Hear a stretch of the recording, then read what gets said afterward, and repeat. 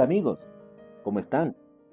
Es una alegría para mí en este momento poder compartir con ustedes la palabra de Dios, sobre todo con respecto al libro de los Hebreos, capítulo 9, versículo 11 y versículo 12.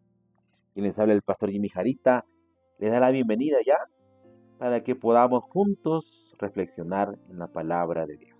Oremos. Querido Padre que estás en el cielo, Señor, te rogamos que nos acompañes, que tu Espíritu Santo nos guíe, Señor, que nos dé entendimiento para saber, Señor, cuál es tu voluntad, poder así, de esa manera entender, Señor, tu palabra. Oramos por ello en el nombre de Jesús. Amén.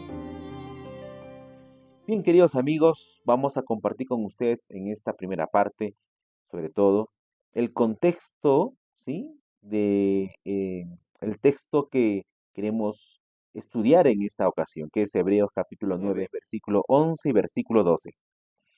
Es muy importante entender este texto porque nos da el énfasis de justamente el sacrificio que Cristo hizo por nosotros, siendo nuestro sumo sacerdote.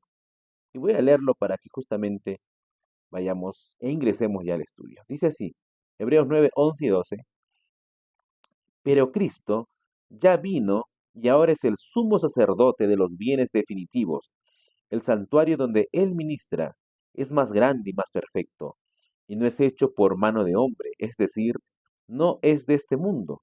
Cristo entró para siempre en el santuario, no con sangre de machos cabríos ni de becerros, sino con su propia sangre, y consiguió la eterna redención. Este texto, esta carta, toda la carta de los Hebreos, escrita por Pablo, pero aquí específicamente escribe a sus paisanos, escribe a judíos, ¿ya? De su misma nacionalidad de él, y justamente lo hace con un propósito. Son judíos cristianos que están empezando a aceptar el Evangelio, pero les cuesta aceptar por diferentes razones que vamos a explicar ya. Ahora vamos a adentrarnos un poco en el contexto literario. Pablo, como sabemos, era un experto en conocer la ley mosaica y los rituales y todo lo demás. Y él con esa autoridad de haberse encontrado con Cristo mismo y haber visto justamente el cumplimiento de ese tabernáculo, ese templo, ese primer pacto que hizo Dios con su pueblo, con los rituales y los sacrificios, el Yom Kippur, ¿no? Eh, o sea, el día de la expiación y todo aquello que tenía que ver con el sistema del tabernáculo, del templo judío. Ahora él, con ese entendimiento que el Espíritu Santo le da, ¿ya? Escribe este capítulo tan especial, el capítulo 9 de Hebreos. Y vamos a ver cómo Pablo utiliza una estructura adrede, comparativa, de contraste, donde él muestra lo que ya conocen los judíos y trata de explicar justamente cómo Cristo, cómo en la persona de Cristo ya se cumple todos aquellos rituales, ¿no? Del templo judío. Bueno, por esa razón, nuestro texto de estudio, que es Hebreos 9, 11 y 12, ¿ya? Se encuentra justamente mostrando esa superioridad. Anteriormente, en los versículos anteriores del 1 al 10, Pablo empieza a hablar justamente del mobiliario que había en el templo, ¿ya? Y de cómo éstas tenían limitaciones, porque se hacía una vez al año, porque esos sacrificios, ya ese derramamiento de sangre, ordenado por Dios, obviamente, no tenía en sí mismo el poder de perdonar, de redimir, de salvar al pecador, porque representaba algo más. Y es esa estructura la que vemos aquí, donde el versículo 11 empieza a ampliar ya como Cristo, el sumo sacerdote, donde Él entra, ya entra una vez y para siempre en este santuario perfecto, no con sangre de animales, sino con una sangre perfecta. Vemos la superioridad de lo que Cristo hace para salvarnos, porque vemos el cumplimiento aquí. Ahora, también encontramos un énfasis justamente ya en los rituales del tabernáculo y la obra de Cristo como sumo sacerdote, ¿no? Repetimos esto porque es muy importante para entender lo siguiente. Ahora que hemos visto dónde está ubicado nuestros versículos de estudio, ¿sí? Y vemos justamente este contraste que usa Pablo de explicar lo ya conocido a lo que de repente les cuesta aceptar a los judíos que aceptan el cristianismo, ¿no?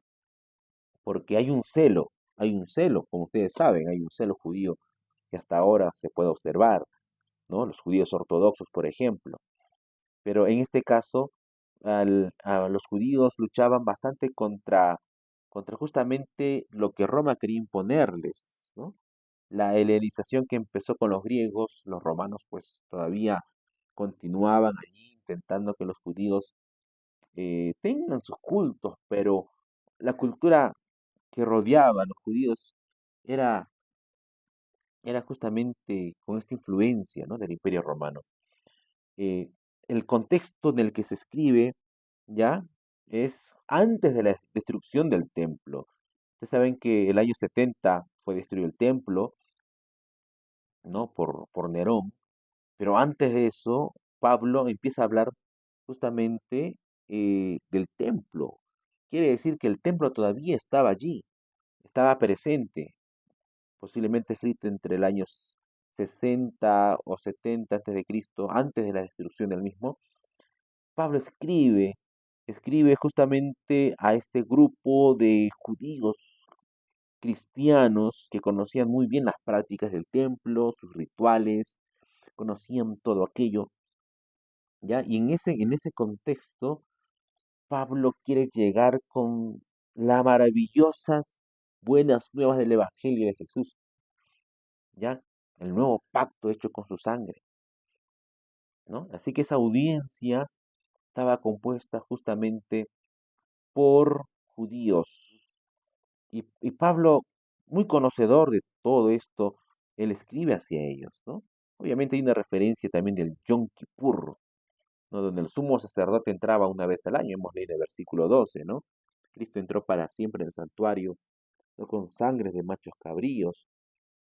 El versículo 11 dice, pero Cristo ya vino y ahora es el sumo sacerdote, ¿no? El Yom Kippur era el día de la expiación, donde recuerden que el Yom Kippur era el día de la expiación donde entraba el sumo sacerdote una vez al año, para ese día de la expiación de todos los pecados del pueblo. Pero ahora él dice que Jesús es nuestro sumo sacerdote, que entró una vez y para siempre. Ese sumo sacerdote que él mismo fue, no solamente el sumo sacerdote, sino que él mismo fue el sacrificio por nosotros.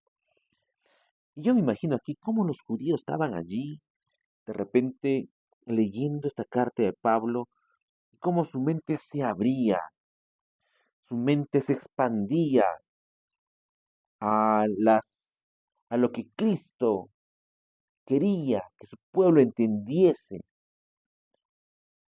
Hoy en estos días tenemos tantos rituales, ¿no? Rituales, tradiciones.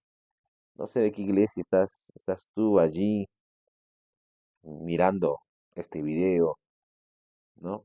Pero tenemos en todas las iglesias, en todas las religiones, pero son importantes, sí, enmarcan una liturgia, enmarcan un orden, enmarcan una forma de proceder, pero hay principios allí. Ningún ritual o tradición salva por sí mismo.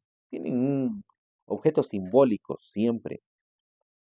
Nunca olvidemos que el único que salva es la sangre de Jesús. El único que limpia y perdona es Jesús, nuestro sumo sacerdote que está intercediendo por nosotros. Tenemos allí, tenemos barreras que deben ser rotas allí en nuestros corazones. No sé qué barreras tienes tú.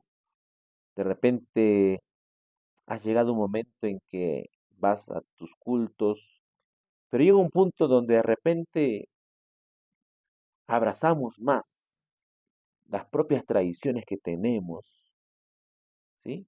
Como iglesia, que de repente recordar el trasfondo por lo cual nosotros hacemos eso, que es Cristo, Cristo, Cristo, Cristo. Pablo hace un énfasis en Jesús y en lo que Él hizo por nosotros. ¿Por qué? Porque como seres humanos a veces pues desviamos la mirada, ¿no? Hacia otras cosas, o en la costumbre ahí seguimos la inercia de las actividades que llevamos. Seguimos la corriente, como dice Pablo, ¿no? Llevado de un lado para el otro, olvidando el centro, nuestra razón de que tengamos esperanza de salvación, que es Cristo. Así que, amigo, amiga que estás allí, eh, este texto que hemos explicado y su contexto histórico, el contexto, ¿no?, literario, al ver dónde está encuadrado, ¿no? Nos hace entender que todo lo terrenal queda allí, es terrenal, ¿no? En la sesión anterior, al comentar cómo Pablo usa este contraste, es para que pesemos en una balanza las cosas terrenales y las celestiales. Y es otra lección que desde ya podemos entender. ¿Cómo está en tu vida tu balanza personal? ¿Qué pesa más para ti, lo terrenal o lo celestial? ¿Qué es para ti más valioso? Aquello que de repente aquí en la tierra eh, puede ser de valor, y hay cosas obviamente de valor, no quiero decir que estas cosas terrenales no valen y que ahora hay que dejar todo, vender todo, deshacerse de todo lo terrenal. Lo terrenal es importante, Dios mismo no lo hubiera dicho, sino no le hubiera mandado a su pueblo que construya un santuario terrenal y que haya ahí un sistema de sacrificios. Pero nuevamente, ¿qué pesa más? Esto es importante, pero esto, esto de aquí, esto de aquí es algo que no podemos olvidar. Es algo que debe pesar más aún. ¿Por qué? Porque son las cosas celestiales. Es por lo que Cristo vino aquí, a esta tierra, para morir por ti y por mí. Eres tú decir, Señor, gracias porque eres mi sumo sacerdote y gracias porque con tu sangre preciosa tengo la salvación. Amén. Pues si decides eso en tu corazón, pues si decides eso allí donde tú estás, quiero invitarte a orar. Querido Padre que estás en el cielo, gracias Señor por permitirnos estar aquí en este momento, estudiando tu palabra. Señor, cuánto amor nos diste al morir por nosotros, al, Padre mío, tomar la decisión de enviar a Jesús tu Hijo para justamente, Señor, redimirnos de nuestros pecados. Gracias, gracias Jesús, porque tú eres nuestro sumo sacerdote que nos defiende, que intercede por nuestra salvación. Gracias Jesús, porque en tu sangre poderosa encontramos salvación, encontramos perdón, encontramos poder. Te rogamos que bendigas a cada hijo o hija tuya que está allí viendo este video, no sé en qué situación y de qué lugar, pero Padre mío, tú puedas bendecir con tu palabra que hoy día nos has mostrado. Gracias Señor, te damos en el nombre de Jesús. Amén. Que el Señor te bendiga y te guarde y no te olvides. No te olvides, tenemos un sumo sacerdote que mediante su sangre preciosa nos da salvación. Ve con paz, búscale. Confiésale toda tu vida. Confiésale todo lo que te sucede, tus caídas, tus derrotas. Él es fiel y justo para perdonarnos. Que el Señor te bendiga. Amén.